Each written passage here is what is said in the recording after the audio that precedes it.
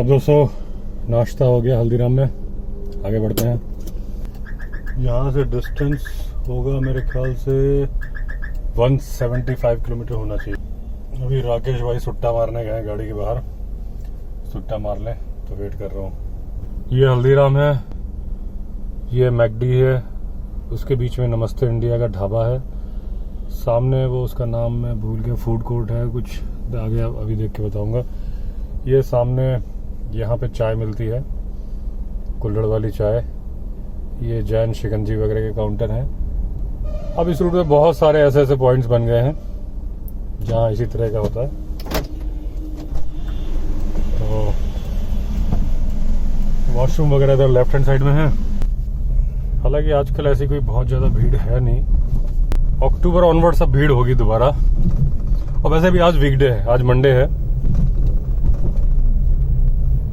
तो ये जो मैं नाम बोल रहा था, क्या नाम है इसका हाँ नैवेद्यम नाम है, नैवेद्यम।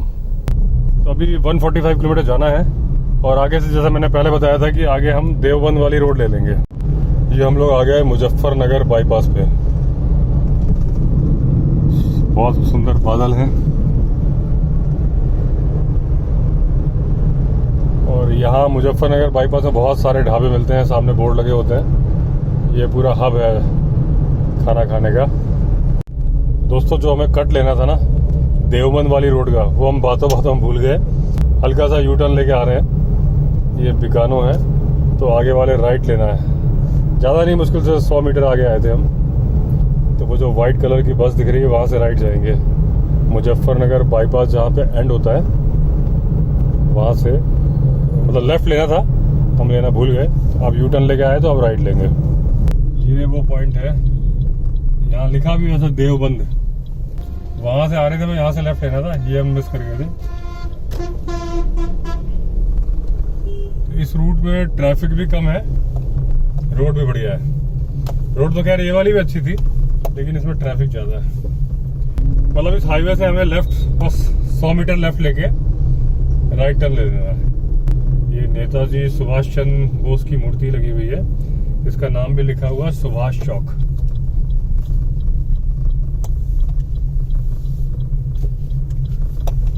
ये लिया हमने राइट, फिर देवबंद की रोड है। हालांकि अभी तो ठीक ठीक है, लेकिन आगे जाके शायद अच्छी हो जाएगी। थोड़ी दूर आए देवबंद रोड में और ये हाईवे शुरू हो गया। तो ये अच्छा खासा एक्सप्रेसवे टाइप का ही बनाया हुआ है। इस नदी का नाम है, अभी जो आगे नदी आने वाली है, काली नदी, बोर्ड लगा हुआ था। लेकिन असली जो काली नदी है ना वो नेपाल में है। और उस काली नदी से मुझे, ये जो पुल आ रहा है ये है काली नदी। ये तो छोटी काली नदी होगी कोई। जो नेपाल की काली नदी है उसमें लोग तैरने जाते थे और उनकी डेथ हो जाती थी। और बहुत खोज की गई, पता नहीं चल रहा था क्या रीजन है। बाद में देखा गया कि बड़ी बड़ी मछलियां हो गई हैं। वो डेड बॉडी खा खा के, जो लोगों को मरने के बाद बहा दिया जाता है, उन डेड बॉडी के खा खा के वो इतनी मोटी हो गई थी, बड़ी हो गई थी। और उन्हें जैसे ही कोई आदमी नीचे तैरता हुआ दिखता था, पैर वैर दिखते थे, उन्हें लगता था डेड बॉडी है, वो पकड़ के खींच लेती थी और आदमी मर जाता था। तो रहस्य मालूम नहीं चल रहा था काली नदी में मौतें क्यों होती हैं। बाद में मालूम चला कि बहुत बड़ी बड़ी मछलियां हैं और वो जिंदा आदमी को खींच लेती हैं। ये इसमें टोल आता है इस वाली रोड में, और उस पर फास्ट टैग नहीं चलता है। अभी 140 रुपए का टोल है जो सहारनपुर तक चलेगा। और सामने बादल देखिए कितने सुंदर हैं। ये दोस्तों ये वाला जो हाईवे है देवबंद वाला, एकदम ऊपर, ये भी फ्लाईओवर पे चल रहा है। नीचे से शहर है और ऊपर ही ऊपर जा रहे हैं। बढ़िया रोड है।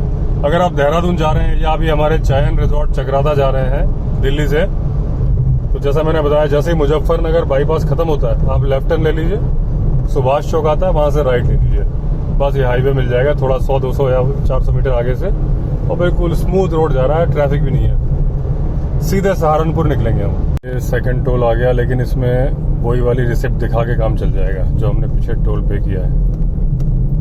देवबंद वाले रोड में एक फ्लाईओवर आया, उसके नीचे से हमने राइट टर्न लिया है देहरादून जाने के लिए। तो थोड़ा सा 100 मीटर आगे जाके यू टर्न लेना पड़ता है और फिर इस फ्लाईओवर के नीचे से लेफ्ट आओ तो ये रोड आ गई। इसमें फिर क्या सहारनपुर नहीं आएगा, अब सीधे हम देहरादून पहुंच जाएंगे।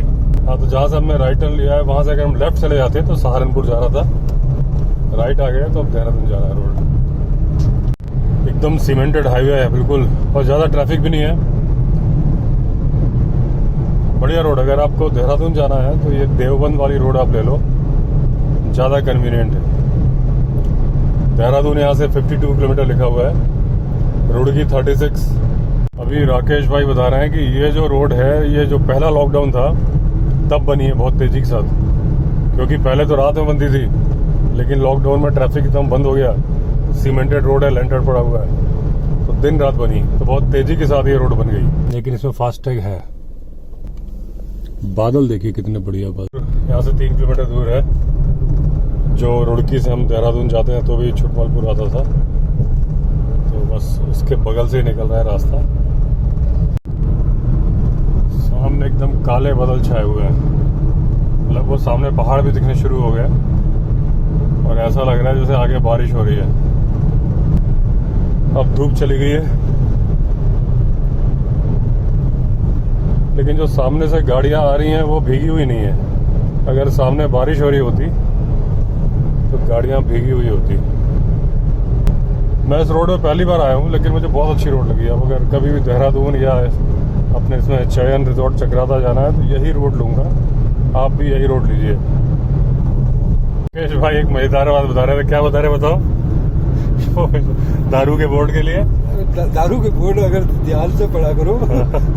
एक्चुअली क्या होता है, जैसे आप ऋषिकेश से हरिद्वार या देहरादून से हरिद्वार जाओगे तो बीच में रायवाला आती है, वहाँ बड़ा सा बोर्ड लगा रखा है कि शराब पीना सेहत के लिए हानिकारक है, और नीचे एक एरो दिया रहता है जिसका मतलब ठेका होता है। मतलब ये है कि रायवाला में बोर्ड लगा है शराब पीना हानिकारक है, और उसी के नीचे एक एरो लगा है ठेका इधर है। अभी दोस्तों आने वाला है बिहारीगढ़। सामने बिहारीगढ़ के पकोड़े बड़े फेमस हैं, हरी चटनी टमाटर की चटनी के साथ पकोड़े मिलते हैं। देखते हैं अगर रोड पे होगा तो रुकेंगे। पहले तो वो रोड अलग थी, अब ये वो रोड है कि ये कौन सी, क्योंकि इसमें तो पहली बार आ रहा हूँ। तो पहले तो एक बहुत बड़ा पेड़ होता था, वो अच्छा है वो रोड। जब मैं लास्ट टाइम गया था पेड़ कट रहे थे, हाँ दुकानदार ने बोला हाईवे बन रहा है इसलिए पेड़ कट रहे हैं, तो ये वही हाईवे है। हाँ वही है। अब ये ऐसी रोड आ गई है, और ये राजाजी नेशनल पार्क शुरू हो गया। देहरादून होगा यहाँ से करीब 25 किलोमीटर दूर, लेकिन ये दूसरा गेट और दूसरा एरिया है। एक तो हमारा जंगली रिजॉर्ट में है राजाजी नेशनल पार्क, ये इस साइड से आएंगे देहरादून के पास वाला, तो वो शुरू हो गया है। बोर्ड लगा हुआ welcome to Rajaji national park and tiger reserve. ये है ऑफिशियल बॉर्डर उत्तराखंड का। ये सामने जो पुलिस चेक पोस्ट दिख रही है, और सामने पहाड़।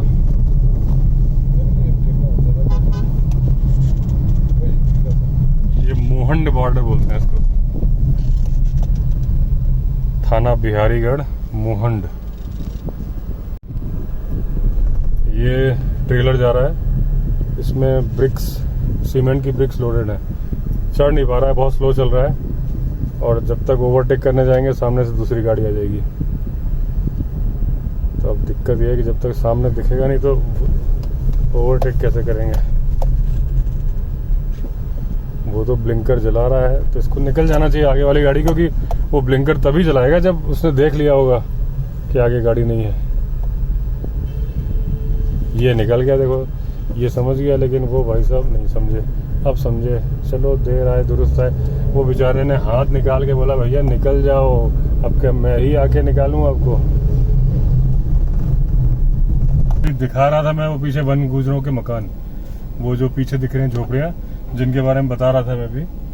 लेकिन ये बंदर सोच रहे हैं गाड़ी रुकी है तो कुछ हमें खाने को मिलेगा। ये दोस्तों देखिए पास से ये वन गुजरों के घर हैं, झोपड़ी बनाते हैं, मिट्टी से पूरी दीवारें बना देते हैं, और जंगल में ही रहते हैं। सामने भी बने हुए हैं। मंदिर है डाट काली माता का मंदिर, वो भी सुरंग के किनारे था, तो इस रोड से आती थी, लेकिन अब पीछे सुरंग बन गई प्रॉपर, तो अब वो बाईपास हो गया है। लेकिन यहाँ से मुश्किल से 100 मीटर दूरी है डाट काली मंदिर। वो उसके बारे में कहानी है कि यहाँ पे जब वो सुरंग बनाई जा रही थी, जो पुरानी सुरंग है जिसके पास में मंदिर है, तो वो सुरंग बन नहीं पा रही थी, कुछ इश्यू हो रहा था। फिर एक इंजीनियर आए, उन्होंने एक डॉट, जो पेन से डॉट बनती है ना, नक्शे में केवल एक डॉट रखी, और वो नक्शा क्लियर हो गया, जो भी उनकी प्रॉब्लम आ रही थी उस नक्शे में। तो इसलिए डाट काली जो बोलने लगे, वो बोलते हैं कि उसी डॉट की वजह से है डॉट काली, फिर बोलते बोलते डाट काली हो गया। दोस्तों हम देहरादून में आ गए, एंटर कर गए, और अभी तक ना तो हमारी कहीं वैक्सीनेशन रिपोर्ट या RT-PCR रिपोर्ट चेक हुई है, अच्छा, और ना ही हमारा वो हुआ है, ई-पास चेक हुआ है। अब राकेश जी बोल रहे हैं शायद आगे होगा, देखते हैं। देहरादून के अंदर एंटर कर गए, कहीं कोई चेकिंग नहीं हुई, तो ना तो वैक्सीनेशन रिपोर्ट चेक की, ना RT-PCR, ना ई-पास।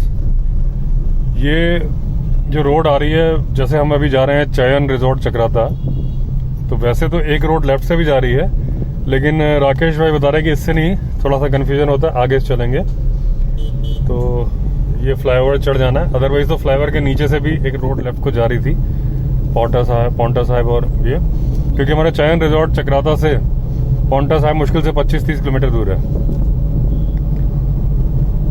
तभी हम फ्लाईओवर चढ़ गए, सामने मसूरी दिख रहा है, वो जो बादल दिख रहे हैं सफेद, उसके नीचे जो पहाड़ है उसमें आपको सफेद सफेद पैचेस दिख रहे होंगे, वो घर है, वो पूरा मसूरी है।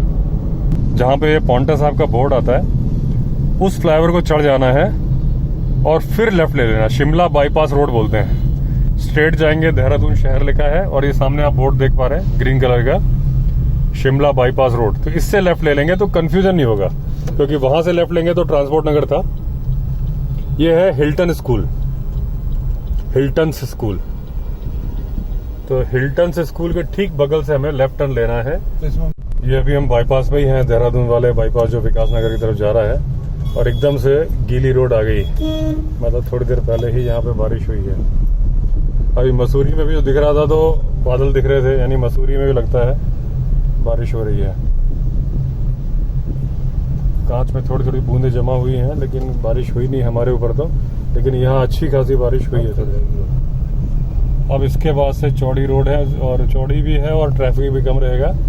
विकासनगर 16 किलोमीटर है, और ये एक नदी आ गई, लेकिन कुछ पानी ज्यादा नहीं है, देखने में लग रहा है, वैसे है नहीं। और हम तो जंगली रिजॉर्ट जाने वाले हमारे लिए ऐसी नदी क्या है। देखिए दूसरा रपटा है, इसमें भी पानी चल रहा है, आगे गाड़ी वाले वेट कर रहे हैं। थोड़ा स्पीड से निकालनी है, लेकिन कोई ऐसा डर है नहीं। ये रुके, क्यों रुके वो समझ नहीं आ रहा है।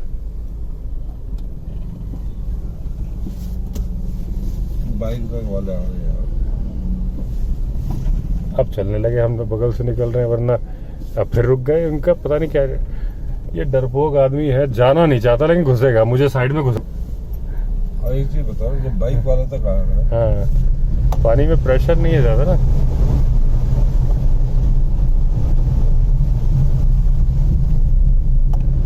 एक से एक बेवकूफ भरे पड़े हैं। वो गाड़ी निकल रही है तो बाइक वाला सामने आ रहा है, मालूम है ब्रेक नहीं मार सकते, और खड़ी बाइक को घुसा के सामने आ रहा है। ये जो सामने पहाड़ियां दिख रही है, ये उत्तराखंड की नहीं है, ये हिमाचल की पहाड़ियां हैं, क्योंकि पौंटा साहिब ये रोड जा रही है, ये रोड सीधी शिमला जा रही है, और हमारा चयन रिजॉर्ट चक्राता भी इसी रोड के पास में आएगा। आगे हमें टर्न लेना पड़ेगा। पौंटा साहिब यहाँ जगह जगह ये छोटी छोटी पहाड़ी नदियां हैं। वो जो ऊपर दिख रहे थे, धुंध वगैरह दिख रही थी, वो बारिश का ही था, और ये थोड़ी देर चलती हैं, ये बरसाती नाले हैं समझ लीजिए। ये लेफ्ट को सहारनपुर का रोड जा रहा है, राइट को जा रहा है हिमाचल के लिए, और ये विकास नगर के लिए रोड जा रहा है। विकास नगर से हमारा चयन रिजॉर्ट चक्राता 12 किलोमीटर दूर है। ये विकास नगर टाउन में से निकल रहे हैं हम, और हमें स्ट्रेट जाना है, किसी भी चौराहे में लेफ्ट या राइट नहीं लेना। अब देखिए देहरादून में हर कोई हेलमेट लगाता है, बिना हेलमेट के कोई स्कूटर या बाइक चला नहीं सकता। यहाँ 30-40 किलोमीटर दूर आए और कोई भी हेलमेट लगाए ही नहीं है, सब बिना हेलमेट के। ये हम लोग विकास नगर निकल गए, अब बस थोड़ा आगे जाके हमको टर्न लेना है। ये चक्राता रोड ही चल रही है जिसमें हम जा रहे हैं। डाक पत्थर 1 किलोमीटर, चक्राता 50 किलोमीटर, ये रोड जा रही है। ये विकास नगर से आते वक्त में ये रोड, ये सामने वाली रोड तो जा रही है चक्राता के लिए, और ये कटा पत्थर का बोर्ड लगा हुआ है, तो यहाँ से हमें राइट टर्न लेना है। ये जो रोड जा रही है इस पे जाना है। दोस्तों ये सामने जो पीले रंग का दिख रहा है ये साधना केंद्र आश्रम है। यहाँ से 1-1.5 किलोमीटर ही है रिजॉर्ट। बगल में नहर चल रही है। ये नीचे यमुना नदी है। हमारे रिजॉर्ट के ठीक सामने यमुना नदी है। ये आपको नीचे दिख रहा है जो व्यू, ये यमुना नदी है। वो साधना केंद्र आश्रम अभी तो ये बंद है कोविड के चलते। तो ये जो पुल देख रहे हैं ये रेलवे या रोड का पुल नहीं है, ये कैनाल निकाली गई है। नीचे से पहाड़ी नदी है और ऊपर इस पुल में पानी जा रहा है। जो वो कटा पत्थर डैम से निकल के पानी आया है, ऊपर ऊपर बह रहा है, नीचे से नदी जा रही है। ये एक रपटा है और नीचे ये पानी पहाड़ी नाला है या पहाड़ी नदी बोल सकते हैं। और वो यमुना जी जा रही हैं। तो अभी तो एकदम साफ सुथरा पानी है और मुझे नहीं लगता कि ये 15 दिन बाद पानी बचेगा। ये दोस्तों छोटा सा पुल है, बस होटल ये सामने व्हाइट कलर का दिख रहा है यही है। और बिल्कुल नदी की तरफ बढ़ना है। सारी गाड़ियां चली जाएंगी, ऐसी कोई दिक्कत नहीं है। और ये यमुना नदी है सामने। अभी पानी पीला है, बस विद इन 15 डेज पानी नीला हो जाएगा, एकदम क्रिस्टल क्लियर वाटर। ये है चयन रिजॉर्ट चक्राता। कटा पत्थर पे सामने यमुना जी बह रही हैं, वो गेट के ठीक सामने। ये स्विमिंग पूल है, ये सब पहाड़ हैं, सामने व्यू आ रहा है। बहुत ही अच्छी लोकेशन है। ये है चयन रिजॉर्ट चक्राता का छत से व्यू। ये पूरा व्यू आ रहा है यमुना नदी का। ये सामने से यमुना नदी है, ये नीचे स्विमिंग पूल, ये पहाड़, चारों तरफ रिजॉर्ट के चारों तरफ पहाड़ हैं, घने बादल आ गए और दूर दूर तक नदी का व्यू आ रहा है। ये गार्डन, झूले वगैरह हैं और पार्किंग है, एम्पल पार्किंग है यहाँ पे। और बिल्कुल रिजॉर्ट से लगती ही यमुना नदी है।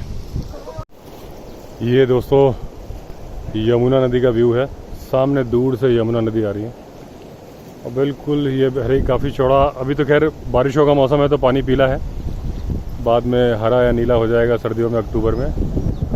और ये दूर तक का व्यू है और ये रिजॉर्ट का गेट है, यानी रिजॉर्ट से निकलते साथ ही ये नदी है। जकूजी चयन रिजॉर्ट चक्राता में, आप नाइट में यूज़ करो या डे में यूज़ करो।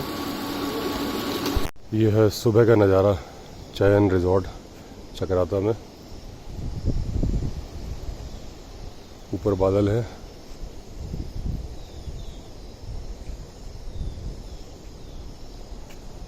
सामने नदी बह रही है, यमुना नदी।